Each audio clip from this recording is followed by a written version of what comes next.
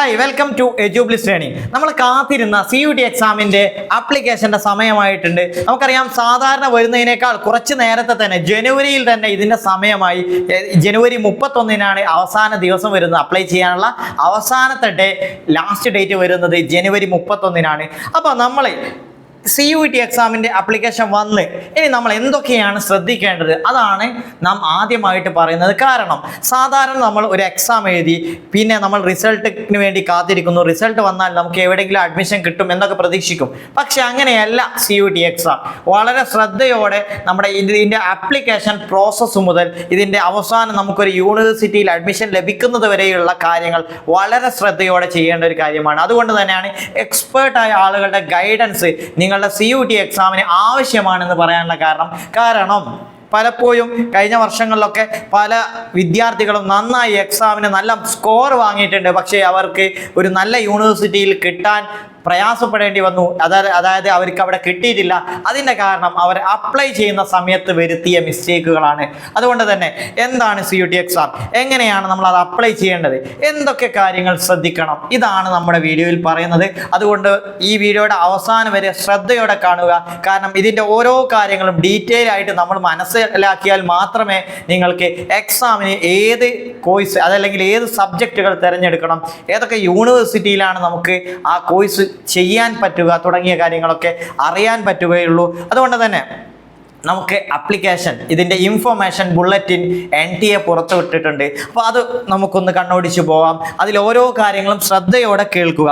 അപ്പോൾ ഇതാണ് 2026 അല്ലേ CUT എക്സാമിൻ്റെ ഇൻഫർമേഷൻ ബുള്ളറ്റിൻ. ഇതിൽ നിങ്ങൾക്ക് കാണാം common university entrance test CUT UG 2026.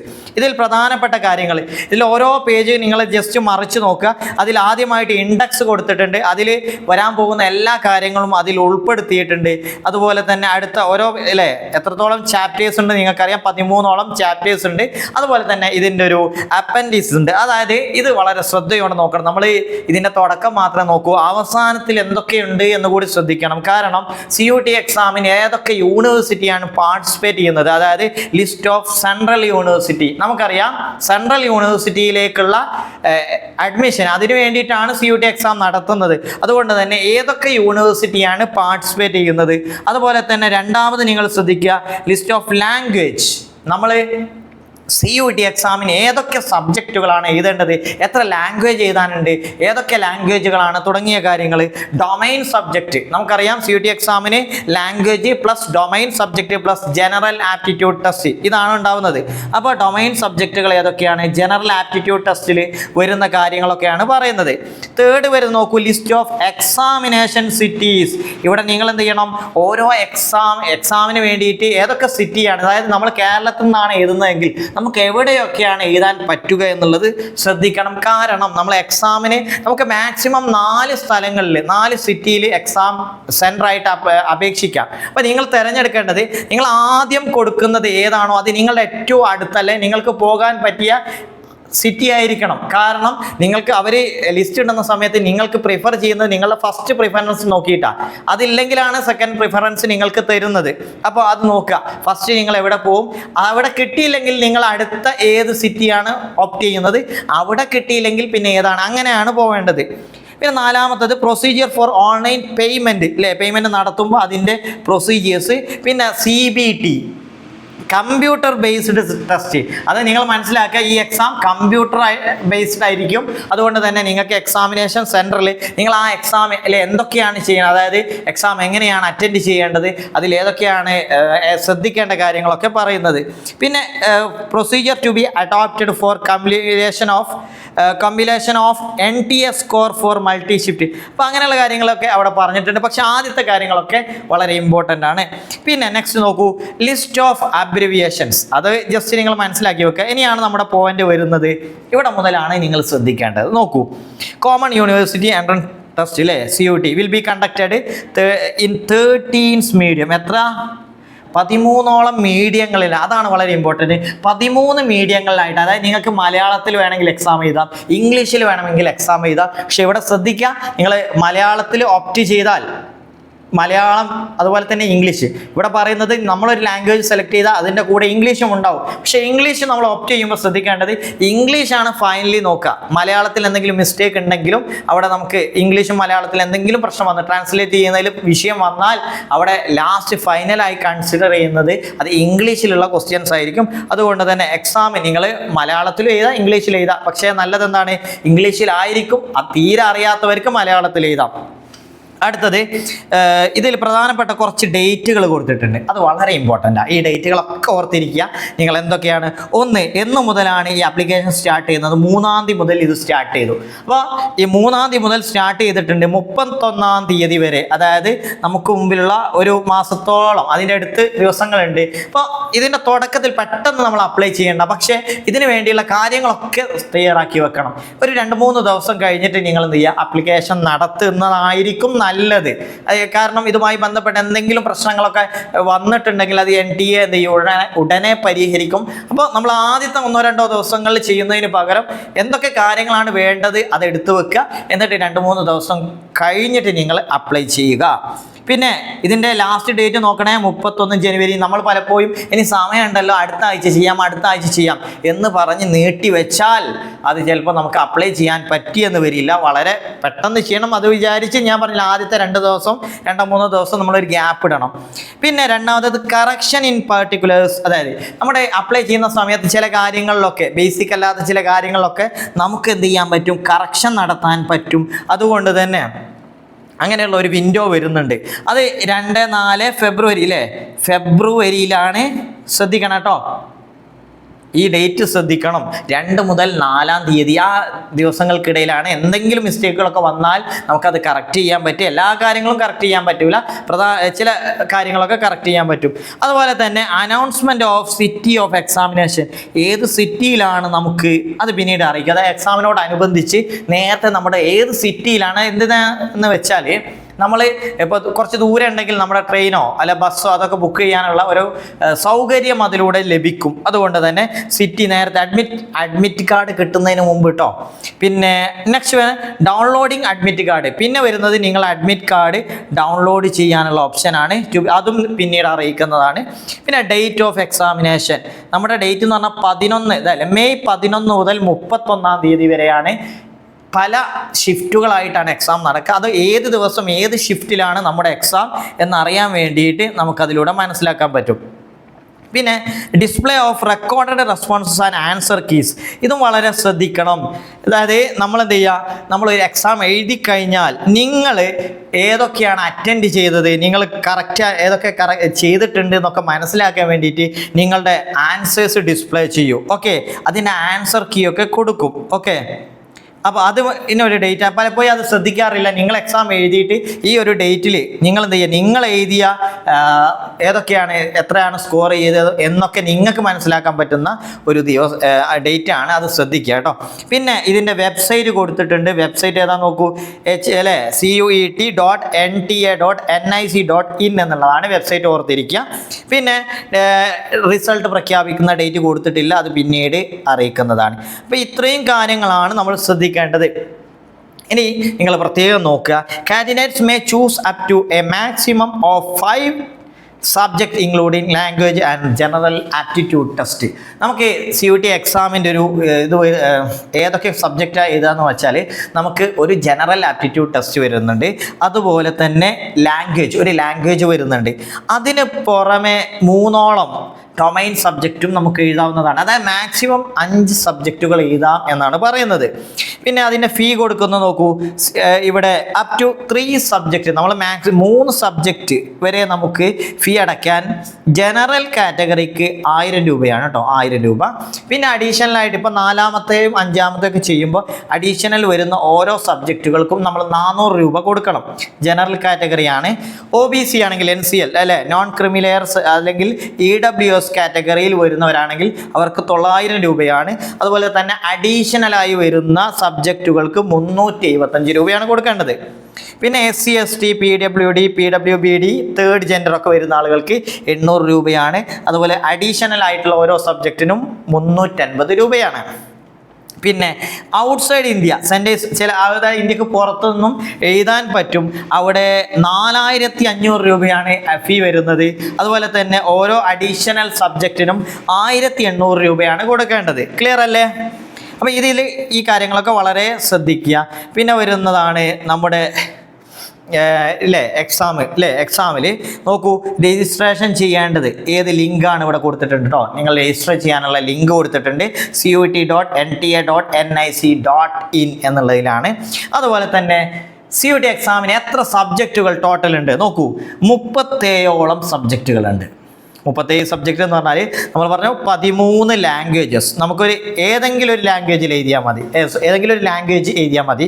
ഇവിടെ മീഡിയം ഓഫ് ലാംഗ്വേജ് അല്ല ചോദിച്ചത് കേട്ടോ, നിങ്ങൾ എക്സാമിന് എഴുതുന്ന ലാംഗ്വേജിനെ കുറിച്ചാണ്. എക്സാമിന് ഒരു ലാംഗ്വേജ് സബ്ജക്റ്റ് എഴുതാനുണ്ടാവും, അതാണ് ചോദിച്ചിട്ടുള്ളത്. അതുപോലെ തന്നെ 23 ഡൊമൈൻ സബ്ജക്റ്റുകളുണ്ട്. 23 ഡൊമൈൻ. ജനറൽ ആപ്റ്റിറ്റ്യൂഡ് ടെസ്റ്റ് അതും ഒരു സബ്ജക്റ്റാണ്. ജനറൽ ആപ്റ്റിറ്റ്യൂഡ് ടെസ്റ്റിൽ വരുന്ന കാര്യങ്ങൾ എന്തൊക്കെയാണെന്ന് ഞാൻ പറഞ്ഞുതരാം. പിന്നെ വരുന്നുണ്ട്. ഇനി മീഡിയം, ഇതാണ് ശ്രദ്ധിക്കേണ്ടത്. മീഡിയം നമ്മൾ ഏത് ലാംഗ്വേജിലാണ് എക്സാം എഴുതുന്നത്? ഇവിടെ 13 ഇന്ത്യൻ ലാംഗ്വേജുകൾ ഏതൊക്കെയാണെന്ന് നോക്കൂ. Assamese, Bengali, English, Gujarati, Hindi, Kannada, Malayalam. അപ്പം മലയാളത്തിലും എക്സാം എഴുതാം. മറാത്തി, പഞ്ചാബി, ഒഡിയ, തമിഴ്, തെലുഗു ആൻഡ് ഉറുദു. ഇപ്പോൾ ചില സബ്ജക്റ്റ് ഇപ്പോൾ നമ്മൾ മീഡിയം കൊടുത്തു, അപ്പോൾ നമ്മൾ ഡൊമൈൻ സ്പെസിഫിക് സബ്ജക്റ്റുകളൊക്കെ സെലക്ട് ചെയ്യും. അപ്പോൾ നമ്മൾ മലയാളം വായിച്ച് നോക്കുമ്പോൾ ചിലതിൻ്റെ ഒക്കെ മലയാളം മനസ്സിലായിട്ടില്ലെങ്കിൽ അതൊരു പ്രയാസമാവും. അപ്പോൾ 2 ലാംഗ്വേജ് അവിടെ കൊടുക്കുന്നുണ്ട് എന്നാണ് പറയുന്നത്. 2 ലാംഗ്വേജ് കൊടുക്കുന്നുണ്ട്. അപ്പോൾ ഇംഗ്ലീഷ് എന്ത് ചെയ്യണം? വായിച്ച് നോക്കണം. ഏതായാലും ഇംഗ്ലീഷിൽ കൊടുത്താൽ നമ്മൾക്ക് ഇംഗ്ലീഷ് വായിക്കാൻ പറ്റും. മലയാളം കൊടുത്താൽ ഒരു ഇംഗ്ലീഷും കൂടെ അതിൻ്റെ കൂടെ ഉണ്ടാവും. ഓക്കെ, ഇനി നെക്സ്റ്റ് വരുന്നത് സിലബസ് നോക്കൂ. സിലബസ് വളരെ ഇമ്പോർട്ടൻ്റ് ആട്ടോ. നിങ്ങൾ +2 പഠിച്ചിട്ടുണ്ടാവും അല്ലേ? ഡൊമൈൻ സബ്ജക്റ്റുകളൊക്കെ +2 പഠിച്ചതായിരിക്കും, ചിലപ്പോൾ അതല്ലാത്തതായിരിക്കും. പക്ഷേ ഇതിൽ ലാംഗ്വേജും ജനറൽ ആപ്റ്റിറ്റ്യൂഡ് ടെസ്റ്റ് അതിലെന്താ വരുന്നത് നോക്കൂ. ലാംഗ്വേജിൽ വരുന്നത് language to be tested through reading comprehension. ഒന്നാമത്തെ പ്രധാനപ്പെട്ട ഒരു കാര്യം റീഡിങ് കോംപ്രഹെൻഷൻ, അതായത് പാസേജുകൾ തന്നിട്ട് അതിൽ നിന്ന് ക്വസ്റ്റ്യൻസ് തരും. അത് മനസ്സിലായിട്ടുണ്ടോ എന്നറിയാൻ വേണ്ടി. Based on different types of passage അല്ലേ? അതിൽ ഫാക്ച്വൽ ഉണ്ടാവും, ലിറ്റററി ആൻഡ് നരേറ്റീവ് ആയിട്ടുള്ള പാസേജുകൾ വരുന്നുണ്ട്. അതുപോലെ തന്നെ ലിറ്റററി ആപ്റ്റിറ്റ്യൂഡ് ആൻഡ് വൊക്കാബുലറി ചോദിക്കുന്നുണ്ട്. വൊക്കാബ്സ് ഒക്കെ ആ ലാംഗ്വേജിലുള്ള വൊക്കാബുലറി നമ്മൾ പഠിച്ചു പോകണം. ഇംഗ്ലീഷാണ് നമ്മൾ ലാംഗ്വേജ് സെലക്ട് ചെയ്യുന്നത്. ഇംഗ്ലീഷിൻ്റെ വൊക്കാബ്സും അതിൻ്റെ ഒരു പാസേജ് തന്നാൽ വായിച്ച് മനസ്സിലാക്കാൻ നമുക്ക് പറ്റണം. ഓക്കെ, അതാണ് ലാംഗ്വേജിൽ. അത് മലയാളമാണെങ്കിൽ മലയാളത്തിലും അങ്ങനെ തന്നെയാണ്. മലയാളത്തിൽ നമ്മൾ സാധാരണ കാണുന്നത് പോലെ ആയിരിക്കില്ല, നല്ല കട്ടിയുള്ള വാക്കുകളുള്ള പാസേജുകളൊക്കെ ഉണ്ടാവും. അപ്പോൾ അത് ശ്രദ്ധിച്ച്, ഇംഗ്ലീഷ് ആണെങ്കിൽ നിങ്ങൾക്ക് പറ്റുന്നെങ്കിൽ ഇംഗ്ലീഷ് എടുക്കാം, മലയാളം അത്രയും നന്നായിട്ട് ചെയ്യാൻ പറ്റുമെങ്കിൽ മലയാളം എടുക്കാം. പിന്നെ ഡൊമൈൻ സബ്ജക്റ്റുകൾ NCERT സിലബസ് പ്രകാരമായിരിക്കും. അത് നമ്മൾ നേരത്തെ പറഞ്ഞല്ലോ, ആ 23ഓളം ഡൊമൈൻ സബ്ജക്റ്റുകളുണ്ട്. അപ്പം നമ്മൾ ഇവിടെ ഡൊമൈൻസ് സെലക്ട് ചെയ്യുമ്പോൾ ശ്രദ്ധിക്കേണ്ടത്, ഇവിടെ ഓരോ യൂണിവേഴ്സിറ്റിയിലും അവിടെ നമ്മൾ ഉദ്ദേശിക്കുന്ന കോഴ്സ് ലഭിക്കണമെങ്കിൽ, അതിൽ അഡ്മിഷൻ ലഭിക്കണമെങ്കിൽ ഏതൊക്കെ ഡൊമൈൻസ് ആണ് പഠിക്കേണ്ടത് എന്ന് പറഞ്ഞിട്ടുണ്ടാവും. ഉദാഹരണത്തിന് ഇപ്പോൾ BSc സയൻസ് ആണെങ്കിൽ അവിടെ ഫിസിക്സ് അല്ലേ, കെമിസ്ട്രി, ഇത്തരം സബ്ജക്റ്റുകൾ ഇമ്പോർട്ടൻ്റ് ആയിരിക്കും. ഓക്കെ, അതുപോലെ തന്നെ ചിലപ്പോൾ ലാംഗ്വേജ് നമുക്ക് ഇംഗ്ലീഷ് അല്ലേ, ഇംഗ്ലീഷ് ലിറ്ററേച്ചറാണ് വേണ്ടതെങ്കിൽ ചിലപ്പോൾ അവിടെ ജനറൽ ടെസ്റ്റും അതുപോലെ തന്നെ ലാംഗ്വേജും ഇമ്പോർട്ടൻ്റ് ആയിരിക്കും. അതുപോലെ തന്നെ ഏതെങ്കിലും ഡൊമൈൻസ് സെലക്ട് ചെയ്താൽ മതി എന്നായിരിക്കും, ഏതെങ്കിലും ഡൊമൈൻസ്.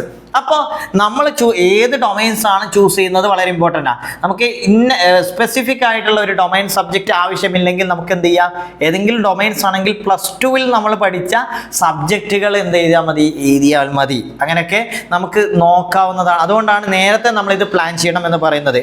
അതുപോലെ തന്നെ ജനറൽ ആപ്റ്റിറ്റ്യൂഡ് ടെസ്റ്റ്, ഇതൊരു സബ്ജക്റ്റ് ആണെങ്കിലും ഈ ജനറൽ ആപ്റ്റിറ്റ്യൂഡ് ടെസ്റ്റിൻ്റെ കീഴിൽ ഒരുപാട് കാര്യങ്ങൾ പഠിക്കാനുണ്ട്.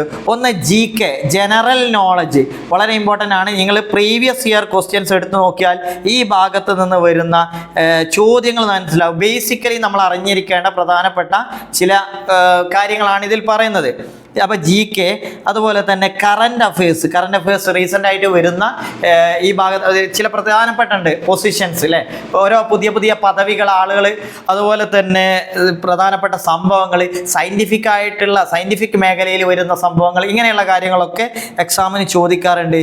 പിന്നെ ജനറൽ മെൻ്റൽ എബിലിറ്റി അല്ലേ, mental ability, numerical ability, quantitative reasoning, ഈ 3 ഏരിയയിൽ നിന്ന് ചോദ്യങ്ങൾ വരാറുണ്ട്.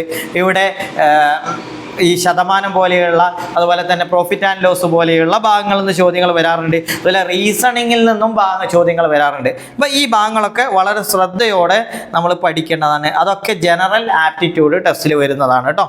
പിന്നെ ഇവിടെ എക്സാമ്പിൾ കൊടുത്തിട്ടുണ്ടോ, simple application of basic mathematical concept, arithmetic, algebra, geometry, mensuration, statistics, അതുപോലെ ലോജിക്കൽ ആൻഡ് അനലിറ്റിക്കൽ റീസണിങ്, ഈ ഭാഗങ്ങളിൽ നിന്നാണ് ചോദ്യങ്ങൾ വരുന്നത്. പിന്നെ ഇവിടെ നോക്കൂ, ടെസ്റ്റ് പേപ്പറിൻ്റെ ചോയ്സ് നിങ്ങൾ പറഞ്ഞല്ലോ, നമ്മൾ നേരത്തെ പറഞ്ഞല്ലോ, candidates may choose up to maximum of 5 subject, maximum 5 ചോദ്യങ്ങൾ 5 സബ്ജക്റ്റ് വരെ സെലക്ട് ചെയ്യാവുന്നതാണ്, including language and general test. അതപ്പോൾ ഇത് രണ്ടും ഉൾപ്പെടെ എന്ന് പറഞ്ഞാൽ 3 ഡൊമൈൻസ്, ഒരു ലാംഗ്വേജ്, ഒരു ജനറൽ ടെസ്റ്റ്.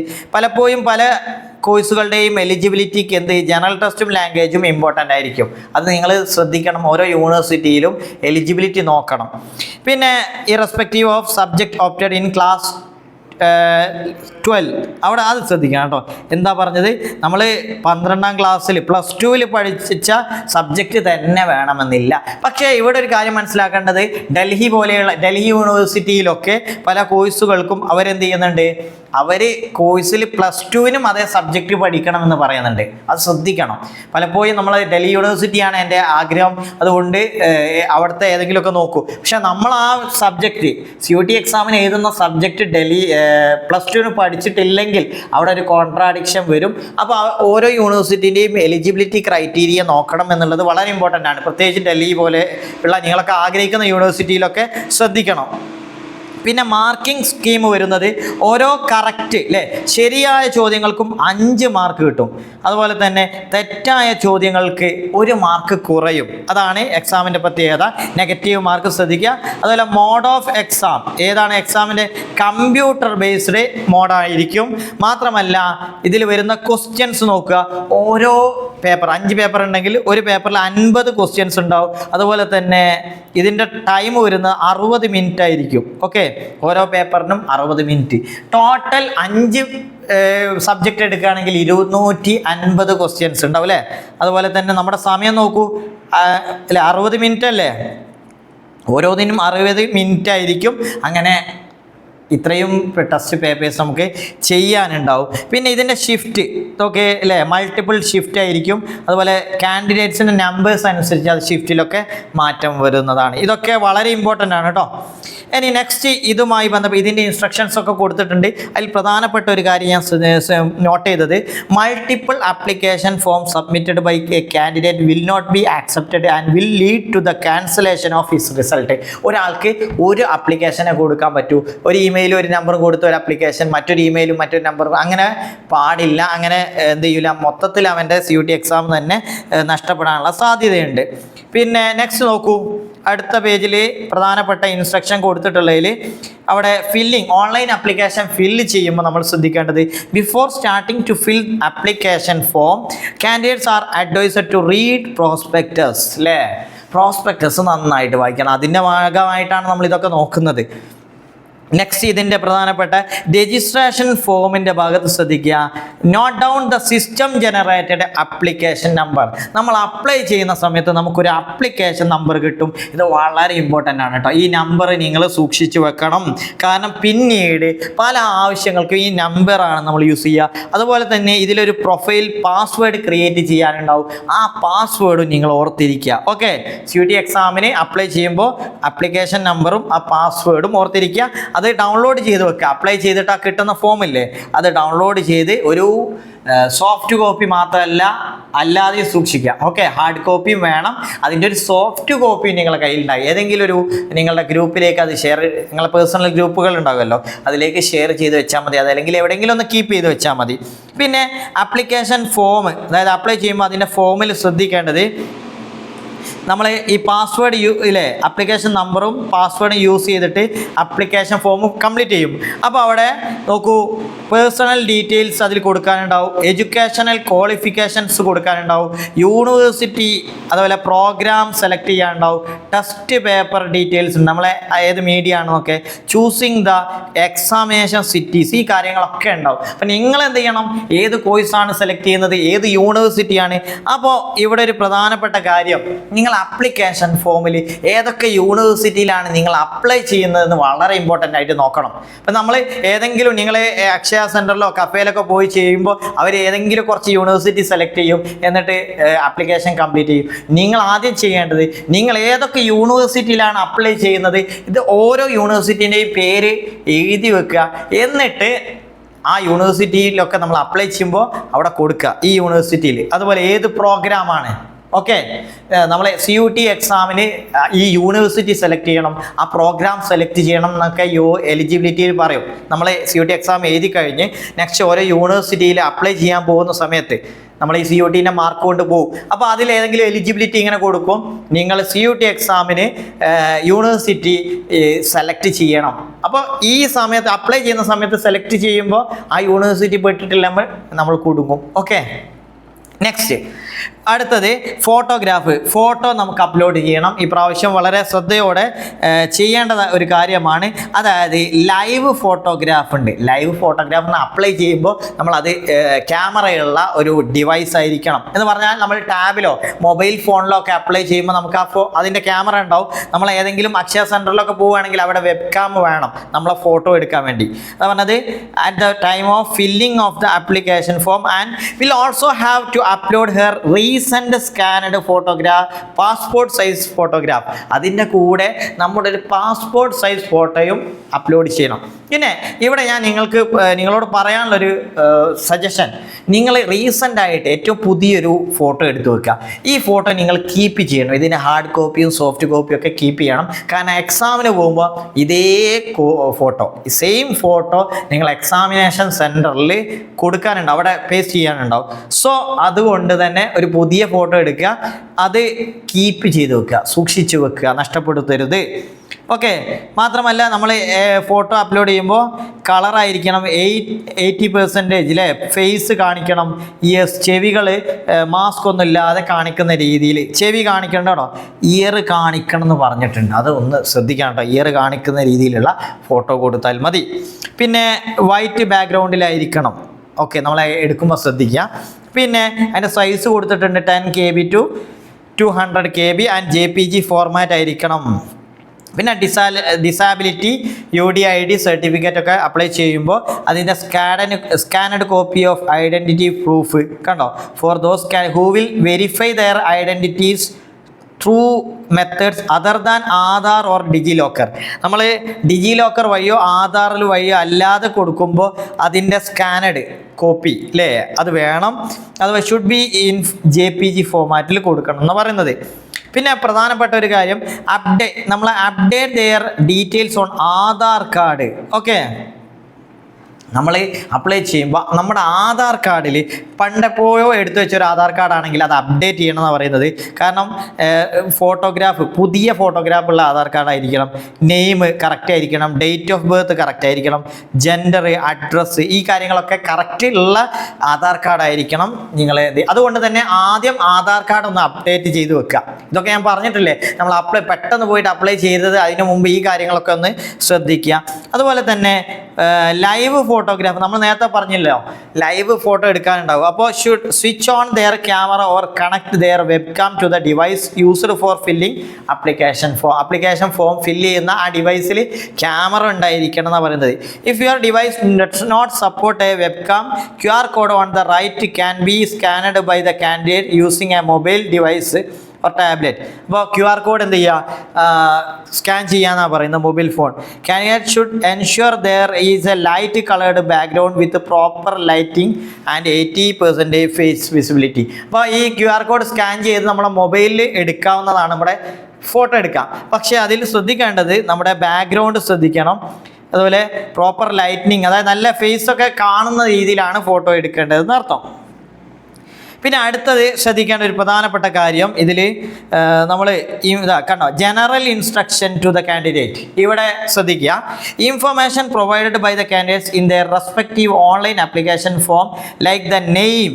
നമ്മൾ കുറേ അപ്ലൈ ചെയ്യുമ്പോൾ കുറേ ഡീറ്റെയിൽസ് കൊടുക്കൂലേ, നെയിം ഓഫ് ദ കാൻഡിഡേറ്റ്, പേര് കൊടുക്കും, കോണ്ടാക്ട് ഡീറ്റെയിൽസ് അല്ലേ, അതുപോലെ അഡ്രസ് ഡീറ്റെയിൽസ്, കാറ്റഗറി കൊടുക്കും, നമ്മൾ ഏത് കാറ്റഗറിയാണ്, gender, PWD PWBD status, educational qualification, ഇതുപോലെ date of birth, choice of examination cities, ഇതൊക്കെ will be treated as final. നമ്മൾ അപ്ലൈ ചെയ്യുമ്പോൾ അത് ഫൈനലായിട്ടാണ് ട്രീറ്റ് ചെയ്യുക. Any request for change in the such particulars will not be considered by NTA. അതിൽ NTA ഒരു മാറ്റവും വരുത്തൂല പിന്നീട്, അതായത് ഒരു ചേഞ്ചും ആവശ്യപ്പെടാൻ പറ്റുകയില്ല. അതുകൊണ്ട് ഇതൊക്കെ ശ്രദ്ധിച്ചുകൊണ്ട് ഫില്ല് ചെയ്യണം. നമ്മുടെ പേരിലൊക്കെ സ്പെല്ലിംഗ് മിസ്റ്റേക്ക് ഒന്നും ഉണ്ടാവരുത്, കാരണം പിന്നീട് അത് വെരിഫൈ ചെയ്യുമ്പോൾ നമുക്ക് ബുദ്ധിമുട്ടാകും. അതുപോലെ തന്നെ candidates must ensure that there email address and mobile number two B registered in there online application. ഇത് വളരെ ശ്രദ്ധിക്കേണ്ട കേട്ടോ. നമ്മൾ കൃത്യമായിട്ട് നമുക്കൊരു മൊബൈൽ നമ്പർ ഉണ്ടായിരിക്കണം. നമ്മൾ മൊബൈൽ നമ്പർ കൊടുക്കുമ്പോൾ നമ്മളെ വീട്ടിൽ അല്ലെങ്കിൽ നമ്മൾ ആവശ്യത്തിന് കിട്ടാത്ത OTP വരുമ്പോൾ അത് നോക്കാൻ പറ്റാത്ത ഏതെങ്കിലും മൊബൈൽ നമ്പർ കൊടുത്താൽ നമ്മളവിടെ കുടുങ്ങുന്നതാണ്. അതുപോലെ തന്നെ ഇമെയിൽ, നിങ്ങൾ ഏതെങ്കിലും ഇമെയിൽ കൊടുക്കരുത്. അത് യൂസ് ചെയ്യുന്ന അതിൽ മെസ്സേജുകൾ വന്നാൽ നിങ്ങൾക്ക് കാണാൻ പറ്റുന്ന ഇമെയിലാണ് കൊടുക്കേണ്ടത്.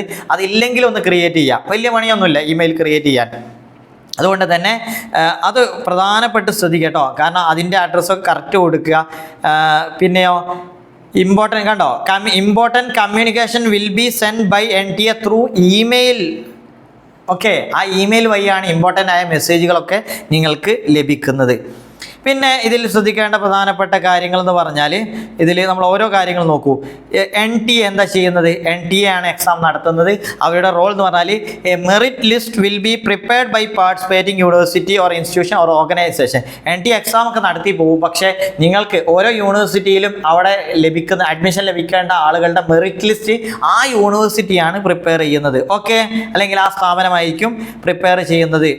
പിന്നെ ഇതിൽ നമ്മൾ മനസ്സിലാക്കാൻ, സെൻട്രൽ യൂണിവേഴ്സിറ്റി പോലെ തന്നെ CUET എക്സാമിൻ്റെ സ്കോർ വഴിയാണ് ഐക്കർ പോലെയുള്ള സ്ഥാപനങ്ങളിലേക്ക് നിശ്ചിത ശതമാനം സീറ്റുകൾ റിസർവ്ഡ് ആണ്. അത് CUET വഴിയാണ് എടുക്കുന്നത്. അതുകൊണ്ട് പല യൂണിവേഴ്സിറ്റിയിലും 100% സീറ്റും CUET വഴിയാണ് എടുക്കുന്നത്. അതും നിങ്ങൾ ശ്രദ്ധിക്കുക. നിങ്ങൾക്ക് സെൻട്രൽ യൂണിവേഴ്സിറ്റി പോലെ തന്നെ ഐക്കറിനും ഇത് ഉപയോഗിച്ച് അപ്ലൈ ചെയ്യാം. പിന്നെ നെക്സ്റ്റ് എക്സാമിനേഷൻ സ്കീം, ഇതിൻ്റെ ചാപ്റ്റർ 2 പറയുന്ന പ്രധാനപ്പെട്ട കാര്യങ്ങൾ ഒന്ന് ശ്രദ്ധിക്കുക. ഒന്നാമത്തേത്, CUET UG 2026 will be conducted in computer based text. നമ്മൾ നേരത്തെ പറഞ്ഞല്ലോ CBT മോഡലാണ്. അതുപോലെ തന്നെ എക്സാമിനേഷൻ്റെ മീഡിയം കണ്ടോ, 13 ഇന്ത്യൻ ലാംഗ്വേജ്, ഇംഗ്ലീഷ് നമ്മൾ നേരത്തെ പറഞ്ഞിരുന്നു.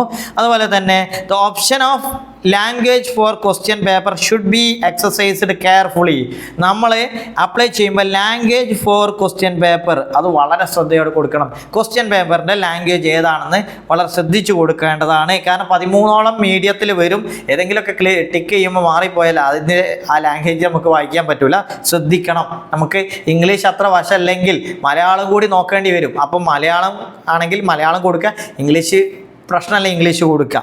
ഓക്കെ, പിന്നെ നെക്സ്റ്റ് നോക്കൂ. The question paper will be both English and the language opted by the candidate. ഇംഗ്ലീഷിലുണ്ടാവും, അതുപോലെ നമ്മൾ ഓപ്റ്റ് ചെയ്ത ലാംഗ്വേജ് ഉണ്ടാവും.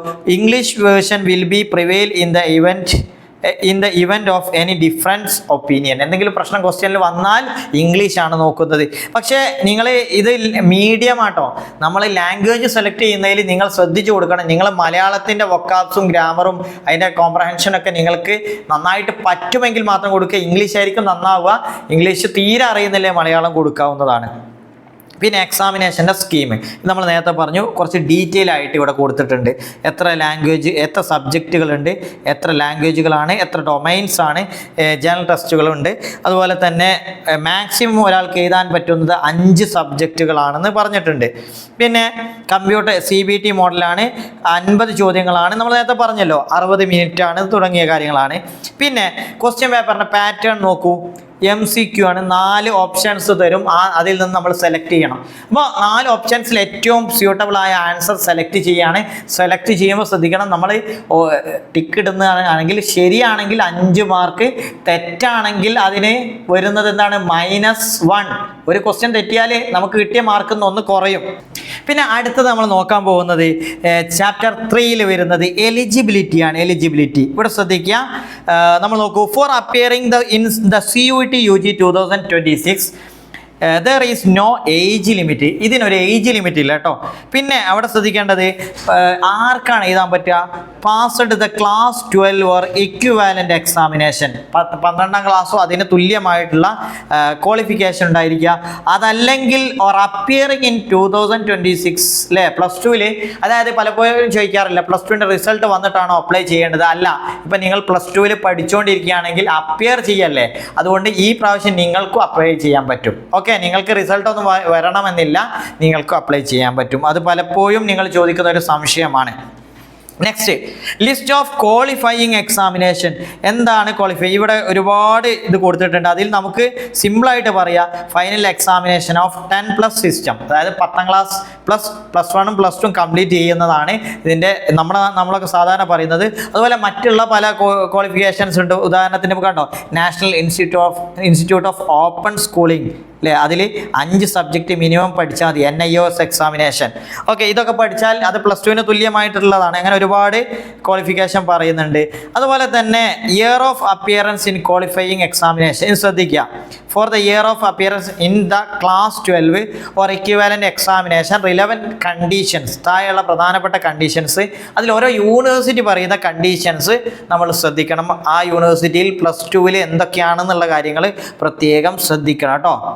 ഓക്കെ, നെക്സ്റ്റ് അതിൽ പ്രധാനപ്പെട്ട കുറച്ച് കാര്യങ്ങൾ നോക്കൂ. As the eligibility criteria for admission may be unique for every university. ഇത് വളരെ ഇമ്പോർട്ടൻ്റ്, NTA കൊടുക്കുന്നതാണ്. അതായത് ഓരോ യൂണിവേഴ്സിറ്റിൻ്റെയും എലിജിബിലിറ്റി ക്രൈറ്റീരിയ ഒരുപോലെയല്ല, യുണീക്കാണ്. ആ യൂണിവേഴ്സിറ്റിൻ്റെ ക്രൈറ്റീരിയ ആയിരിക്കില്ല മറ്റൊരു യൂണിവേഴ്സിറ്റിക്ക്. അതുകൊണ്ട് തന്നെ the candidates are advised to visit the university website. നമ്മൾ യൂണിവേഴ്സിറ്റിൻ്റെ വെബ്സൈറ്റ് എടുത്തു നോക്കണം. To which they are applying for their respective programme. നമ്മൾ എടുക്കുന്ന പ്രോഗ്രാം ഏത് യൂണിവേഴ്സിറ്റിയാണോ അതിൻ്റെ വെബ്സൈറ്റിൽ നോക്കണം എന്നർത്ഥം. അതുപോലെ തന്നെ mere appearance in CUET UG 2026 does not entitle a candidate to be considered for admission to the programme. CUET exam എഴുതിയത് കൊണ്ട് നിങ്ങൾക്കൊരു യൂണിവേഴ്സിറ്റിയിൽ അഡ്മിഷൻ കിട്ടുമെന്ന് പ്രതീക്ഷിക്കരുത്.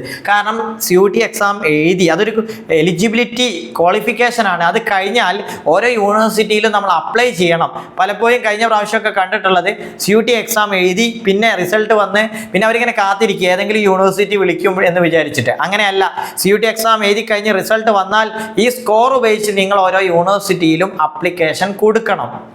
പിന്നെ മറ്റൊരു പ്രധാനപ്പെട്ട പോയിന്റ് എന്ന് പറഞ്ഞാൽ കണ്ടോ, റിസർവേഷനുമായി ബന്ധപ്പെട്ട് ഇവിടെ കാറ്റഗറി റിസർവേഷൻ കാറ്റഗറി കൊടുത്തിട്ടുണ്ട്.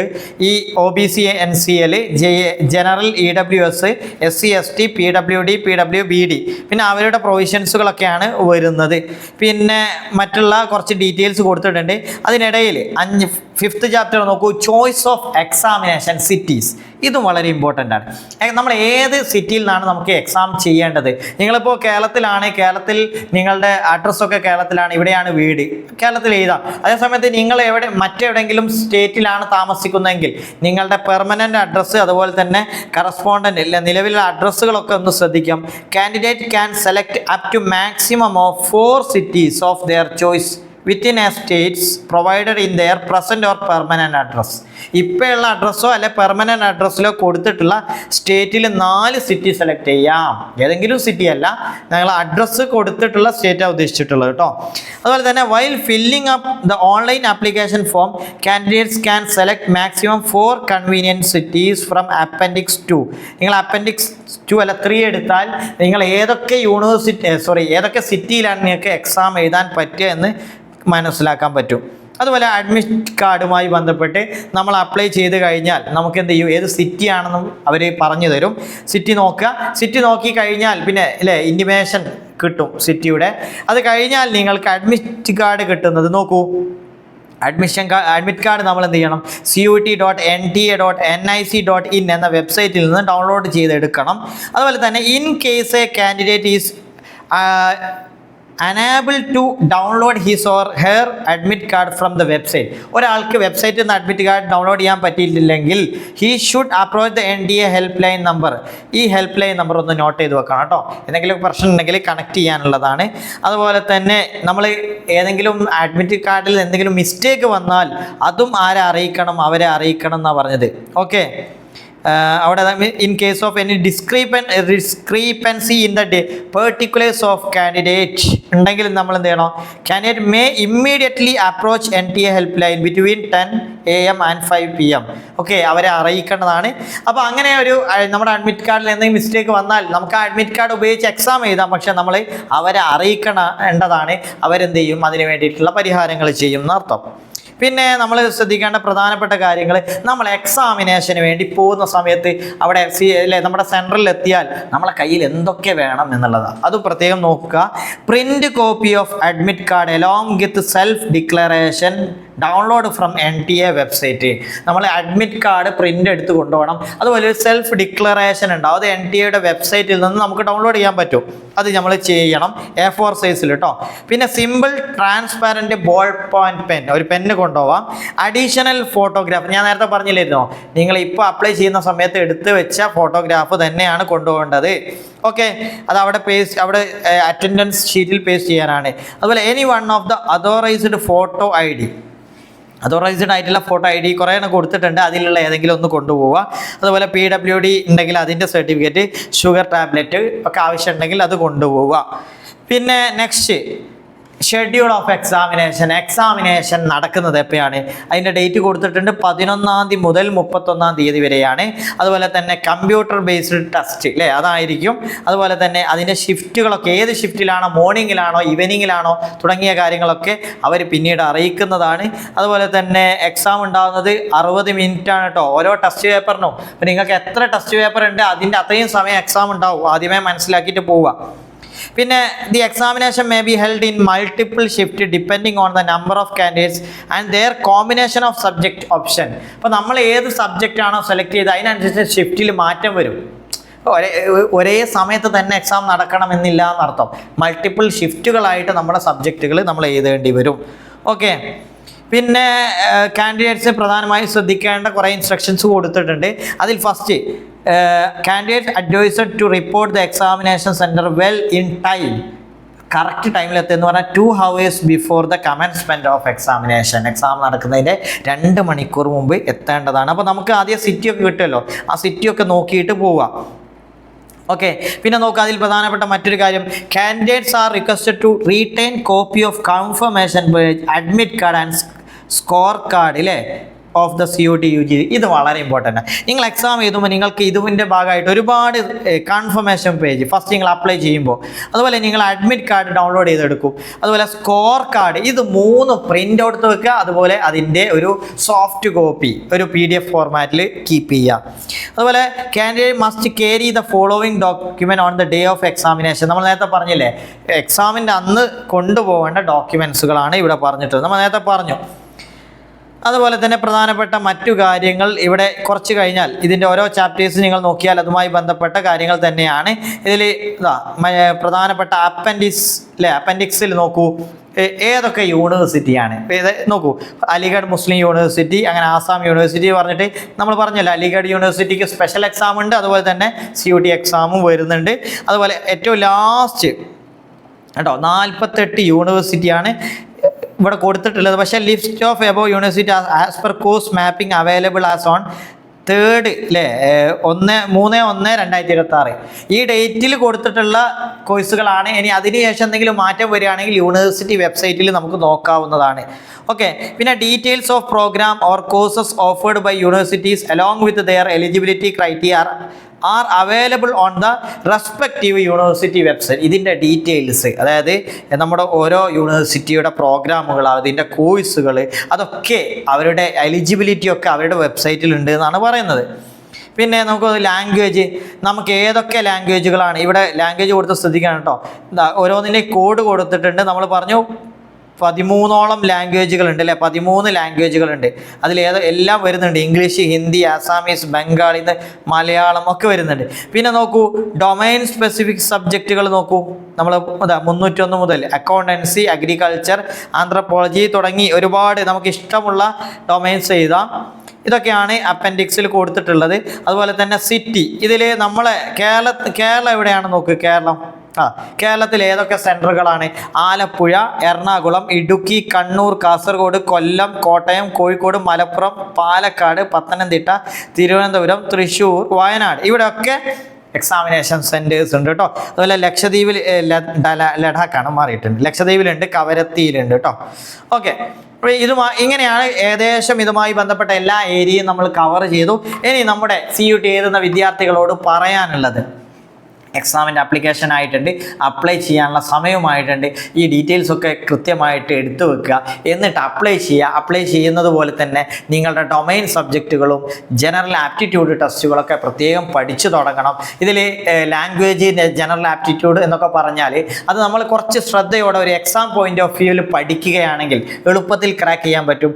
ടോട്ടൽ നിങ്ങൾക്കിതിൽ സ്കോർ കാർഡ് കിട്ടുമ്പോൾ ടോട്ടൽ നിങ്ങളുടെ മാർക്ക് വളരെ ഇമ്പോർട്ടൻ്റ് ആണ്. ഈ ടോട്ടൽ സ്കോർ വെച്ചിട്ടാണ് നിങ്ങൾക്ക് എന്ത് ചെയ്യുന്നത്, എക്സാം അല്ലെ ഓരോ യൂണിവേഴ്സിറ്റിയിലും അഡ്മിഷൻ കിട്ടുന്നത്. സോ നിങ്ങൾ ഓരോ സബ്ജക്റ്റുകളും വളരെ ശ്രദ്ധയോടെ സെലക്ട് ചെയ്യുക. ഡൊമൈൻസ് സെലക്ട് ചെയ്യുമ്പോൾ പ്രത്യേകം ശ്രദ്ധിക്കുക. നമ്മൾ നെക്സ്റ്റ് ഇതിൻ്റെ ഓരോ കാര്യങ്ങളും ഡീറ്റെയിൽ ആയിട്ട് നെക്സ്റ്റ് ഒരു വീഡിയോയിൽ വരും. ഓരോ കാര്യങ്ങളും ഡീറ്റെയിൽ ആയിട്ട് പറഞ്ഞു തരും. Thank you.